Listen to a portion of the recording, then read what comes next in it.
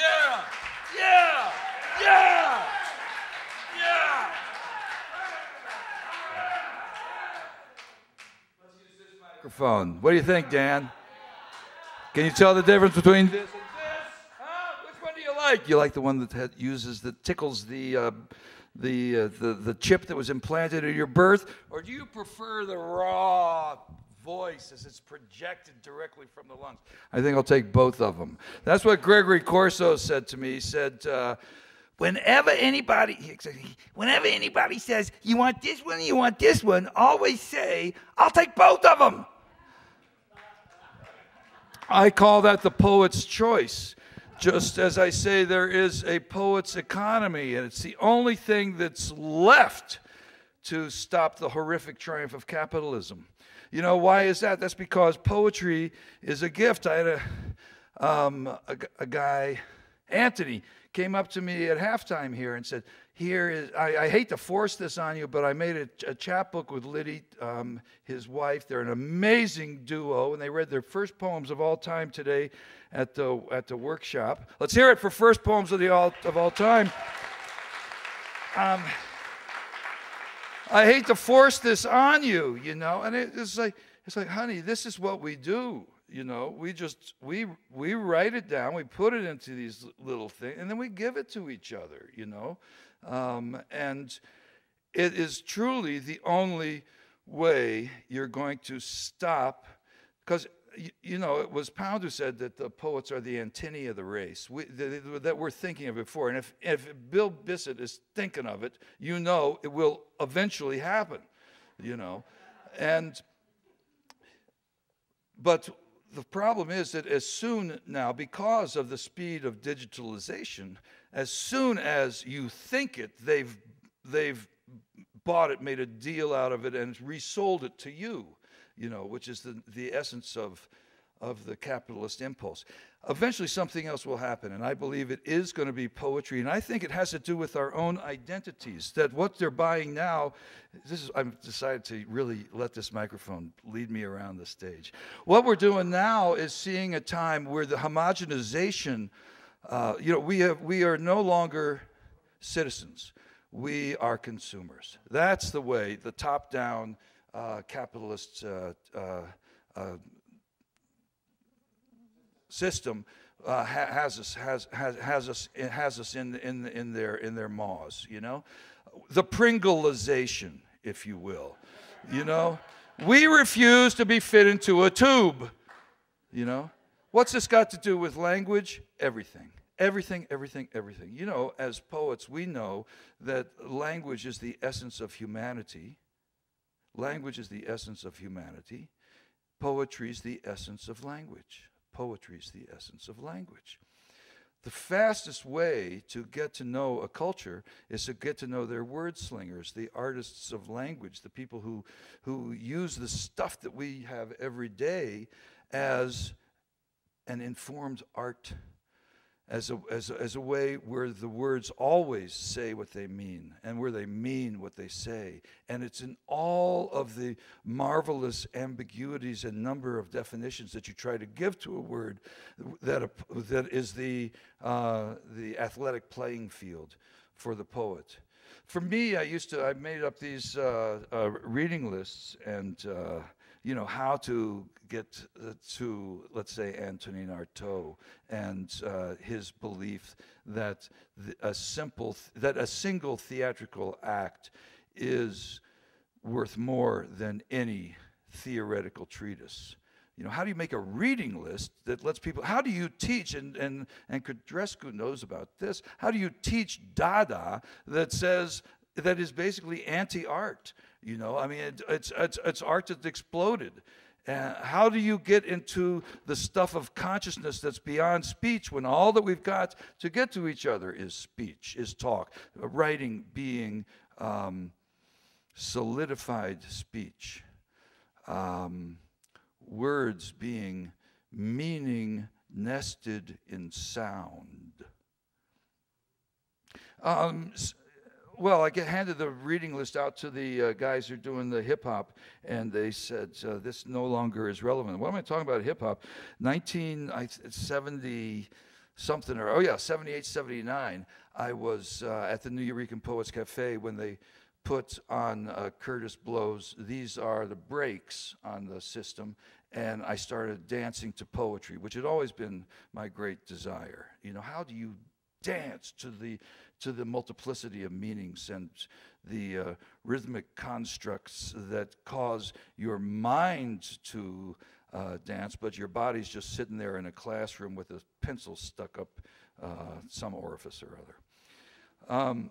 So there I was dancing to a poem. It was my first experience with rap, with hip hop. I went home. I wrote my first rap. I got a rock and roll mythology. I got a total apocalypse mythology. I got the most post-hysterical poetry. And if it ain't coming at you, then it's breezed on by. I got the heavy-duty political intent. I got the worm farm, free-form, diamond noodle content. I got breezy ways and bop and raise, and when the word explodes, the mother lode is where I'm at, and it's light here, but you cannot see. It doesn't matter anyway, since you cannot breathe. You see, the words mean they're putting on a squeeze. They could strangle you. Hey, what's that mean? Say what he say.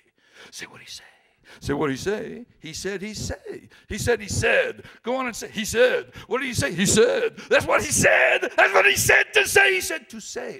Oh, open up the book with your finger hook.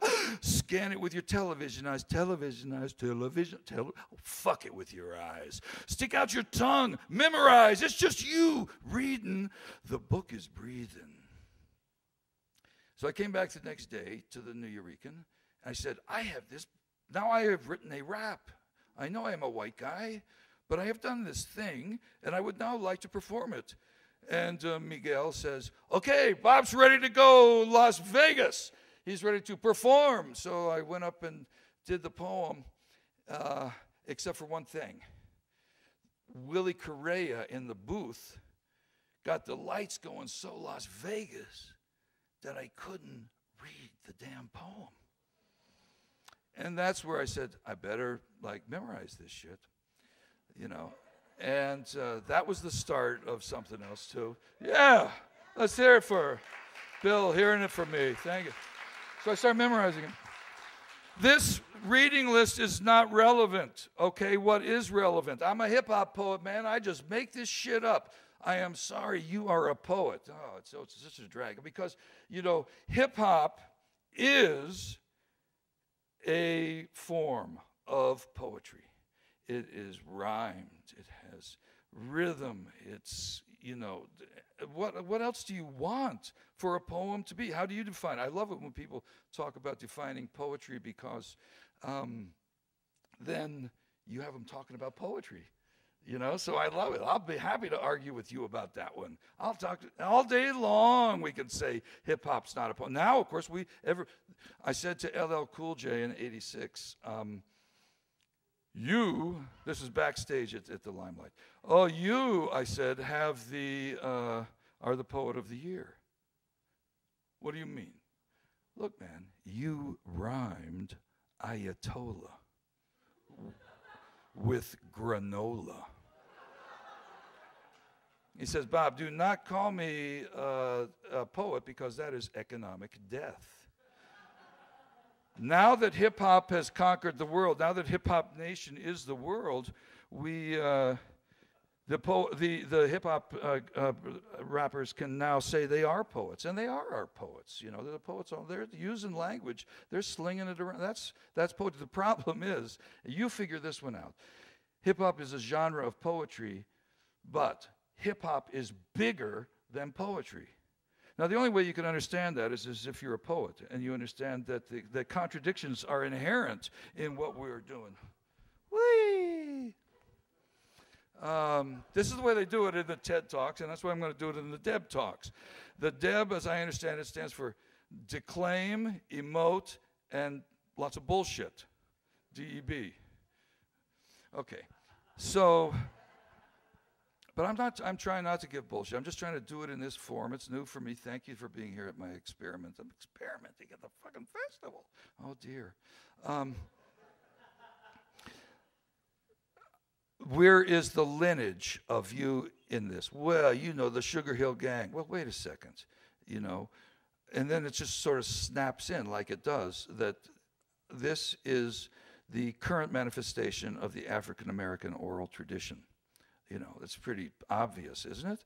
And then you start peeling it back and going back through the musical genres, and you go back into the dozens, and you know, the hip hop battles, and the way the dozens, you know, the dozens are just, you know, your mother wears combat boots, your mother plays the nose flutes, you know, it's interesting to find out where the dozens come from, even. You know, that when the slaves were being auctioned off in New Orleans, they would divide them into groups to do the wholesale slave sales. And those who were not, you know, who were sick or who were too young or old or had some problems were put into this group over here. And of the 12 lots for sale in the day, that was the 12th one, the last one, and that was called the dozen. So that's the put down place. You know, language holds history, and it holds the sadness and fullness of the human experience. You can't experience it, you know, if you tell somebody about it. That's why with endangered language, finding a last speaker is to find an inhuman situation. You know, imagine being the only person who has your language. You can't be a last speaker if you don't have a last listener, can you? You know, how did I get there was through this hip hop journey. I went to Africa because once you get back to New Orleans and the situation with the slaves, with how the Africans came here with gospel, call and response. All the amazing, there's going to be a movie about Moms Mabley coming out now. She was a great black comedian, and you'll find out about her. It's a hidden history. Orality is a hidden history because it's not written down. But if you get back to Africa, cross over the Middle Passage, you'll find that the oral tradition is alive and well, for example, with the griots of West Africa. And the book that's just come out is for sale here this is the launch, like so many other books here. The center section is translations from the griot that I found on this first visit, Papa Suso from the Gambia. And the only way to learn the oral tradition is to live it, right? I mean, the book now is a person. There is no writing, okay? So this is not a pre-literate culture. This is an oral culture that has a different consciousness. And while you can gain a lot of things through literacy, such as science, you also gain things like colonialism that you can't have with the oral tradition. Where this community that we have here at the Spoken Word Festival lives in this oral world. So, you know, Giorno's amazing reading here that lifted us to places. We know that because we can hear. But so many of the population, the ears are so filled with the poems that they call advertisements, or they're trying to be poems, but because they are written by committee and there for one purpose only, to sell, they forget the beautiful fragility and diversity that a poem is going to put forward. So when I was in Africa, I found that it was the cultures that had the strongest oral traditions that were the ones that were surviving. And of course, you know that it's digital, which brings together both oral and written. Our new consciousness is also at the moment when it's able to record these poets and really finally get the oral tradition into a place where it can be studied and looked at and passed around without the poet having to come and live in your bedroom. That it's also the moment where, because everybody wants to join in the global dialogue, they all want to speak English or Mandarin so that we can all talk to each other. And there's this argument, Bob, isn't it Wouldn't it be great if we all spoke the same language? Then there'd be no wars. We'd understand each other. I say, no wars, like the Civil War, for example. That was an example of some languages fighting against each other. Or that language, as we know, is not simply communication. Language is also the essence of identity, of who you are. And when you give up your language, you give up who you are. Half of the languages on earth are going to be lost this century unless we understand that while we have laws to protect endangered plants and animals, we have thus far not recognized that there needs to be some help for our cultures, our languages. To preserved isn't the right word, because preserved is like what you put into a jar and you dish it out onto your muffin, you know? Preserve. You don't preserve a language, you live it. So how do you get that language to live? And the answer is simple enough. You get it to live through the children. That's how language is passed on. A language dies because the old folks are still speaking it, and they don't see that the kids aren't speaking it because they're the grandfathers and grandmothers, you know. They're busy with their people. And all of a sudden, you've skipped a generation or two. And then the language numbers are declining precipitously. And then, you know, you get into, and you know, it's not something you can really see here. Although it's interesting to think that 75% of the world is bilingual, and 50% speaks 3 languages or more. Or when I'm going to go down to Australia in November, I'll be in a place that has 16 languages in 200 kilometers, Aboriginal languages, from 3 different language families, languages as diverse as if you started in New York and flew to Moscow. Completely unintelligible, and yet people there learned 6 languages. Who was I talking to? Was saying, "Oh, how hard!" Oh, I think it was Blake about Blackfoot. It was so great to be welcomed in Blackfoot here tonight. And First Nation peoples are you know, some of the great poets.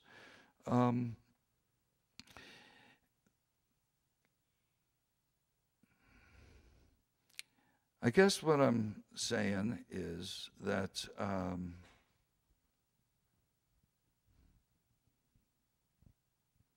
I'm lost for words, you know. That all this, I'm working on a TV show. Back there you can pick out this DVD where I went to Africa. This is one that sort of unveils the griot situation there, if you want to get that. And now I'm working, this has led me, I produced this myself with Ram Devanini, the world's only Bollywood poetry film producer. And and now I'm doing a thing for PBS. That's right, a show for PBS that's called Language Matters. And in Language Matters, we go to Australia and see what it's like to be with a language that's down to 1 speaker. That is, if Charlie makes it to November. Now, I wanted to do this in August because we filmed Hawaii, which is will be the 2nd stop in this film, and the 3rd will be Wales, which is the only language that's come off the endangered list. Could I get a beer? Would that be possible? Thanks. I'm going to do it right now.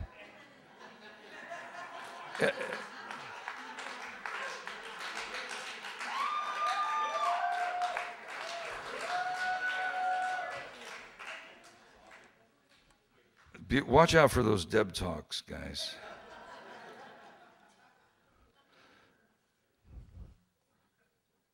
Fokkie Choma, dwi'n fucking dysgu'r fucking Gymraeg.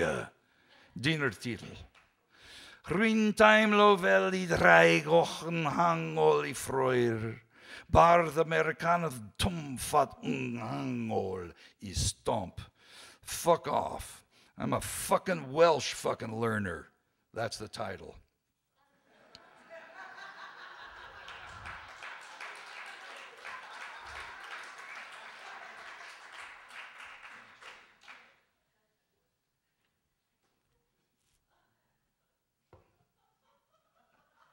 I feel like the red dragon in the middle of battle. Of course, the red dragon, which is, is on the flag of Wales, is lying underneath the soil in Wales, along with the white dragon. And when the moment comes, these two dragons will wake up and will go to battle. And the red dragon, which is Wales, is going to win over the white dragon of England. And this has been known since there's been anything known. It's deep, deep, deep in the history of the Celtic mythology. And it's amazing that this country can get away with putting that on their flag when they are supported completely by England. And of course, Scotland is in a similar kind of situation. They're having a vote, though, to become independent. We won't go into any more detail about this because I'm reading the damn poem. But let me tell you, I feel like, but I wrote, I actually was in the Stomp, which is the poetry slam of the, is something happening here? I was in the poetry slam in Wales. You have to do it in Welsh. And I thought this was a good way to get the Welsh audience on my side, right? I feel like the red dragon in the middle of battle. And then comes the second line, which is stupid American poet in the middle of the Stomp. Okay.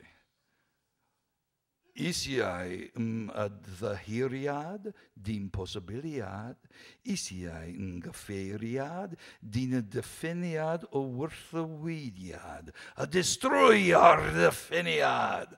Want an apology? No possibility. My address, the contradiction of definition. Definition demolition. A dachin gubad pam, mithlai thak. Pam, atok maodim fucking doskier fucking gemraig dimapam, and you know why? I'm gonna tell you why, because I'm a fucking Welsh fucking learner. That's why. Hingukuravan angao, maun gubad, bethudus ti aminau vraud, on super eskern moin guisk ogenaud. Old riverboat man, death, he knows it. What art thou and I, brother, but a uniform of bones and flesh?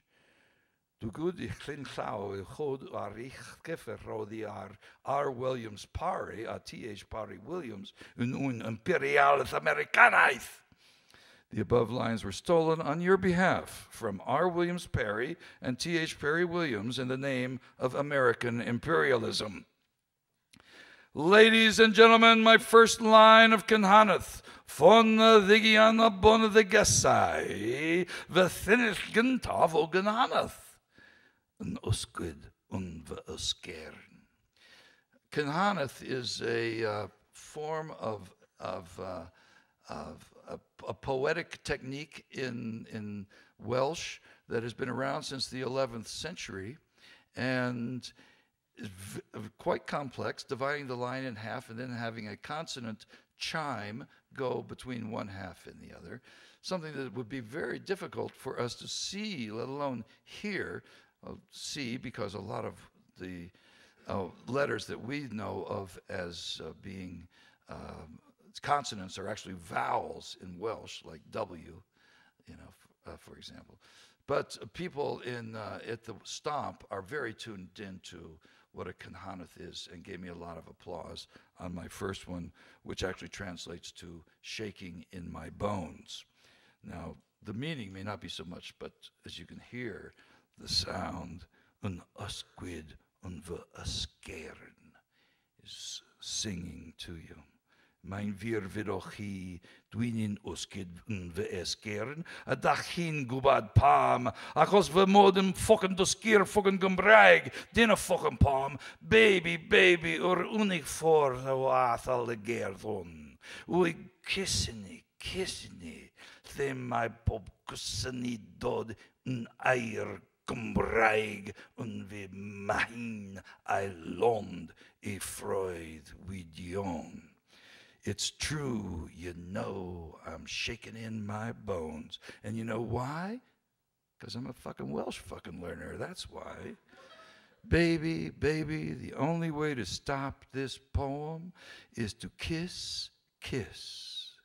where each kiss becomes a word in Welsh in my big head of dreams.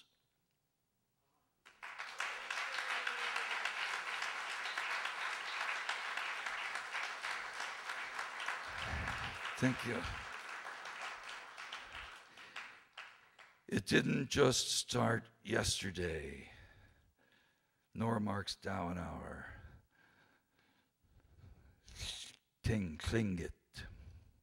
I'm the wise chanter, I'm the wise healer, Mazatec. Come to the source of the word, Tzatzil. Life is beautiful in my village. Everybody knows everyone here, Ibenag.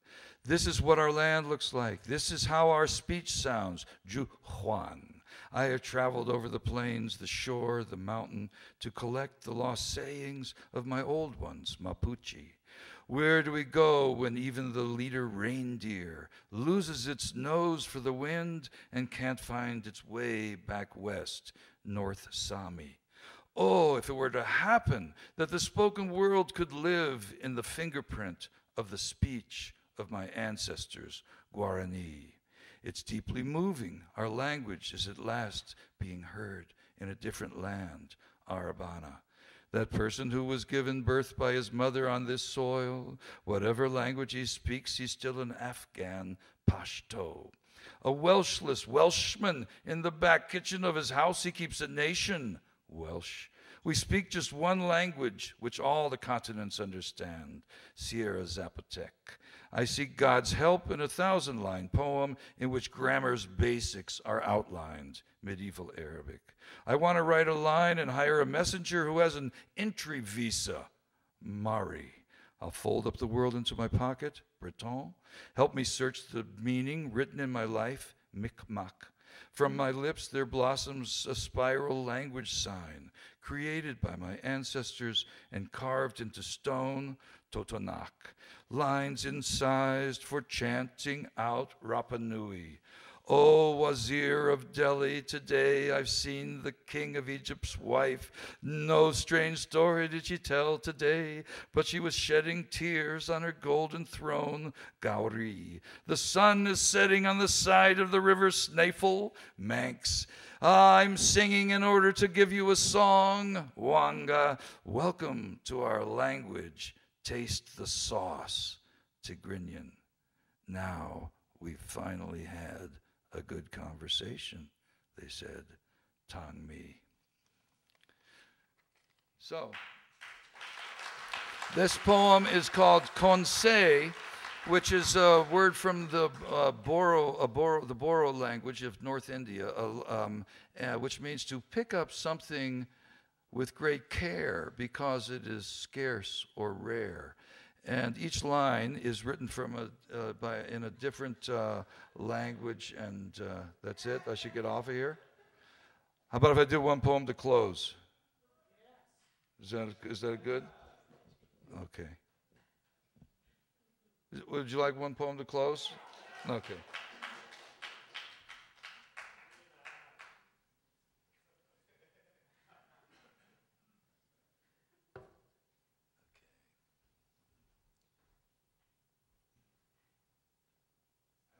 TED Talk stuff is very good for me.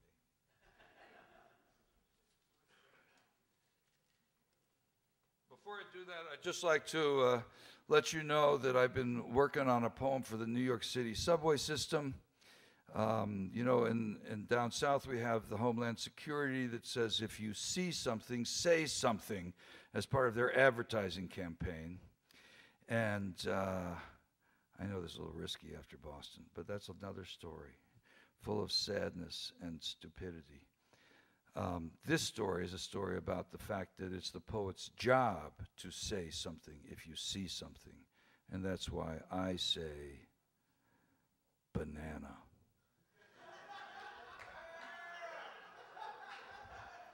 You could always slip on that banana peel.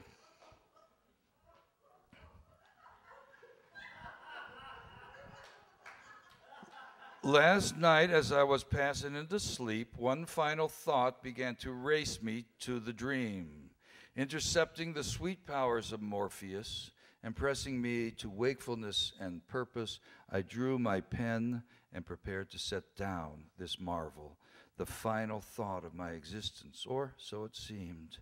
The thought itself was panting, near death. As I retrieved it, it called itself the other thought.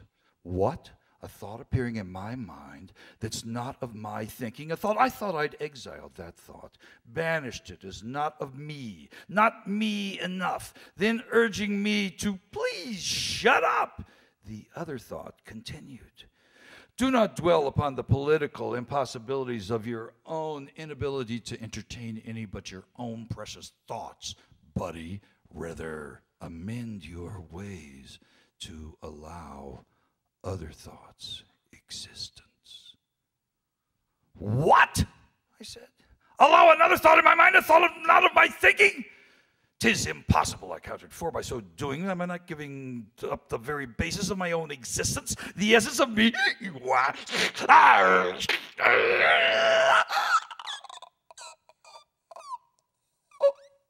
And with that, the other thought became a shiver that scoured my spine, and I find myself engaged in application. To wrap the rap of the truest groove, there's no stopgap from the first remove. This either or thing is just one more thing, a touch too much, a tad too bad, a bit too wit, a mite too tight, explode in your mind, a tiny grenade, leaving the impression the other thought made. The other thought? I never thought the other thought. Did you ever think the other thought? The other thought's gonna get you. The other thought's gonna get you. Wait a second. This is impossible. I mean, the other thought cannot. The impossible rap is ready to appear. Is it possible you are ready to hear? It's got something to do with what you just said. It's a thought you can't remember in the back of your head. It's a dream you don't surrender when you get out of bed. Just return to sender. Think the other thought instead. Oh, the other thought again. The other thought again. I thought it, but I thought it was again. It started with my pen and it ended with my ren. Then I started on stalking.